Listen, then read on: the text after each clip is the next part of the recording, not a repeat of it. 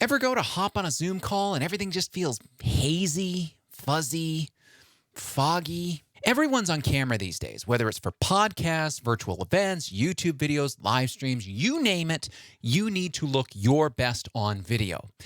Don't blow that vital first impression. There's one simple trick that you can follow to nail that first impression on video. Step 1, grab a lens cleaner cloth.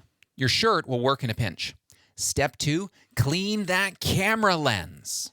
Whether you're on a laptop or a smartphone, most of the cameras on our devices are at the top of the screen. And where do our thumbs go to open our devices? That's right, the top of the screen. That webcam is probably coated with a layer of finger grease. That's going to make your scene all foggy and hazy. So look at the difference before and after cleaning the camera lens. Isn't that amazing what kind of a difference a simple lens cleaning can make to the quality of your video? That's the only change I made. Same lighting, same setting, just cleaning the camera lens. If you want to look your best on video, clean that camera lens today and clean it before you go live on any platform.